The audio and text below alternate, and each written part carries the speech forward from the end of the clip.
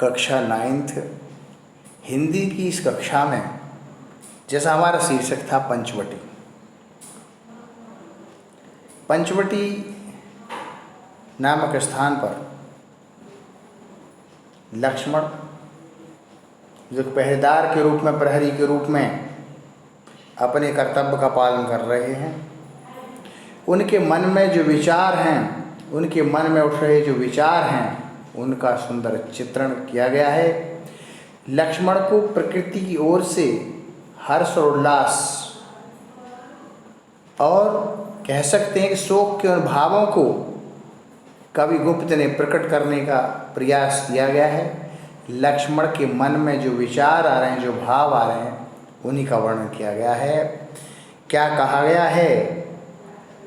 7वां पद है, सरल तरल जिन तुहिन कणों से हस्ती हर्षित होती है, अति आत्मीयता प्रकृति हमारे साथ उन्हीं से होती है, अनजानी भूलों पर भी वह सदैव दंड तो देती है, पर बूढ़ों को भी बच्चों सा सदैव भाव से सीती है। तो लक्ष्मण के मन में जो सुंदर विचार है, उनका चित्रण किया गया है। क्या कहा गया है कि सरल तरल जिन तुहिन कणों से हस्ती हर्षित होती है। प्रकृति के बारे में कहा गया है कि सरल तरल माने बहने वाली, जिन तुहिन माने ओ इसकी कण है, ओ इसकी जो बूंद हैं, प्रकृति हंसती हुई सी प्रतीत होती है, प्रसन्नचित होती है, हर्षित होती है, ऐसा हमें प्रतीत होता है। प्रकृति स्वयं हर्षित हो रही है, प्रसन्नचित हो रही है, ऐसा देखा जाता है। अति आत्मीयता प्रकृति हमारे साथ उन्हीं से होती है। और जो ओस की जो वो बूंदें हैं, जो सुंदर ओस की बूंदें प्रकृति और प्रसन्नता की शोभा का प्रतीक बताई गई हैं, और वही बूंद वह आत्म प्रकृति दुख की घड़ी में जैसे हमारे साथ रो रही है और रोती हुई प्रतीत होती है, ऐसा भाव यहाँ प्रदर्शित किया गया है कि अनजानी भूलों पर वह आधे दंड तो देती है। और हमारी अनजानी अज्ञानता में जो भूल होती है, अज्ञानवश अज्ञानता के कारण जो भूल हैं, वह आधे माने निर्दयी भाव से वो दंड हमें देती है। प्रकृति हमें दंड देती है, ऐसा प्रतीत होता है, ऐसा महसूस होता है, ऐसा दिखाई देता है, हम कह सकते हैं। पर बूढ़ों को भी बच्चों सा सदैव भाव से सीती है। बूढ़े व्यक्ति को भी, बूढ़े व्यक्तियों को, बड़ों को भी बच्चों के समान सदैव माने दया के साथ, दया के रूप में उस भाव से सेती अर्थात रक्षा करती है। वो सभी की दया के रूप में ऐसी रक्षा करती है, ऐसा प्रतीत होता है, ऐसा देखा जा सकता है।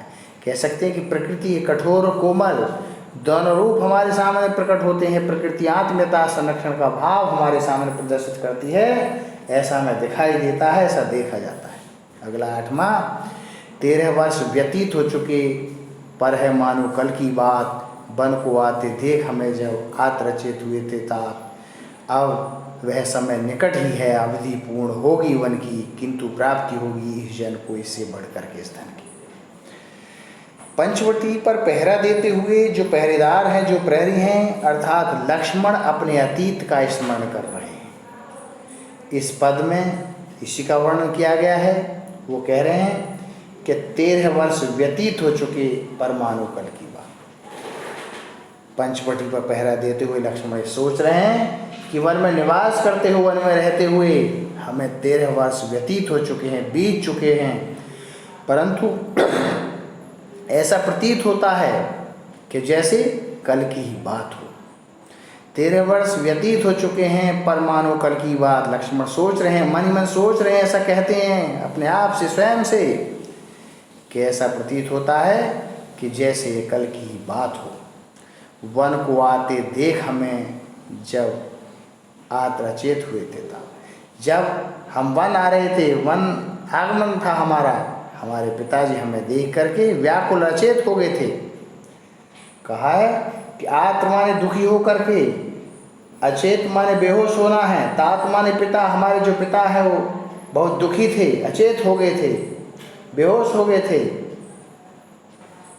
अब वह समय निकट ही है जब अवधि पूर्ण होगी वन की। वो अपने मन में सोच रहे हैं, तर्क और वितर्क ऐसे विचार उनके मन में आ रहे हैं, अपने आप से प्रश्न करते हैं, उसी का उत्तर देते हैं। उसे कहते हैं तर्क और वितर्क कि समय निकट है जो अवधि पूर्ण होगी वन की, हमारे वनवास की जो अवधि है वो पूर्ण होने वाली, अवधि पूरी हो जाएगी, हम अयोध्या लौट जाएंगे और वो अवधि हमारी पूर्ण होगी, वो समय अब निकट है, किंतु प्राप्ति होगी इस जन की इससे बढ़कर के इस धन की। वो कह रहे हैं कि हमें प्राप्ति होगी, अर्थात हम कह सकते हैं किंतु मुझे श्री राम लक्ष्मण की सेवा करने से जो आनंद मिला है, जो समृद्ध राज्य अयोध्या में वो मिल जाएगा। तात्पर्य कह सकते हैं कि भ्रातृरूपी जो भक्ति है, जो महान धन है इस जन को, इससे बढ़कर और क्या प्राप्ति हो सकती है कि सर्वश्रेष्ठ जो महान धन है यहाँ प्राप्त हो रहा है, अयोध्या में वह दुर्लभ है। ऐसा संकेत, ऐसा तर्क वितर्क के माध्यम से अपने आप से कहते हैं, स्वयं से कहते हैं। वो कह रहे हैं किंतु प्राप्ति होगी इस जन को इससे बढ़कर किस धन की, कि सबसे दुर्लभ धन है जो भ्रात भक्ति का भाव है, जो वो धन मुझे मिला है, सेवा करने का जो मौका मिला है, वो मेरे लिए बहुत दुर्लभ है, अयोध्या में प्राप्त नहीं हो सकता। ऐसे तर्क वितर्क लक्ष्मण के मन में आते हैं।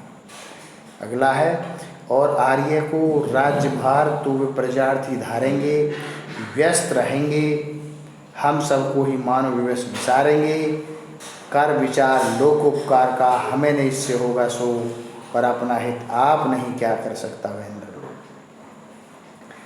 पंचवटी की जो कुटिया है उस पर प्रहरी बने हुए लक्ष्मण ये सोच रहे हैं कि अयोध्या हमारा जाना होगा, श्री राम को राज्य का जो भार है उसको धारण करेंगे, इसी में व्यस्त रहेंगे। ऐसी भावना, ऐसे तर्क वितर्क, ऐसे विचार लक्ष्मण के मन में आते हैं। वो कह रहे हैं, और आर्य को, आर्य मान बड़े भाई को, राज्य भार तो वो प्रजार्थी धारेंगे, राज्य का जो भार है, प्रजार्थ माने प्रजा के लिए, प्रजा के हित के लिए धारेंगे माने धारण करेंगे, राज्य का कार्य देखेंगे, राज्य भार को प्रजा के हित के लिए ही वो धारण करेंगे। व्यस्त रहेंगे, हम सबको माने विवश विचारेंगे, व्यस्त रहेंगे, उनकी व्यस्तता होगी इस कार्य में, वो कार्य को पूर्ण रूप से देखेंगे, अच्छी तरह से करेंगे, सबको माने विवश, उनकी व्यवस्था होगी, विचारेंगे माने भूल जाएंगे, उनकी व्यवस्था होगी। पर विचार लोकोपकार का है, लोकोपकार, लोक माने संसार का, उपकार है लोगों की भलाई का है, हमें इससे होगा सुख, हमें इससे कोई दुख नहीं होगा, कोई परेशानी नहीं होगी, पीड़ा नहीं होगी, वो संसार की भलाई के लिए, लोगों की भलाई के लिए वो ऐसा करेंगे। पर अपना हित आप ही क्या कर सकता है नरलोक, अपना जो हित है, अपना स्वयं का हित व्यक्ति स्वयं नहीं कर सकता। नरलोक अर्थात दुनिया का जो व्यक्ति है, जो मनुष्य है, मनुष्यों की जो दुनिया है नरलोक कह सकते हैं। इसमें संसार की भलाई के लिए, मनुष्यों की भलाई के लिए व्यक्ति कार्य करता है, स्वयं अपना भला इस संसार में नहीं कर सकता है।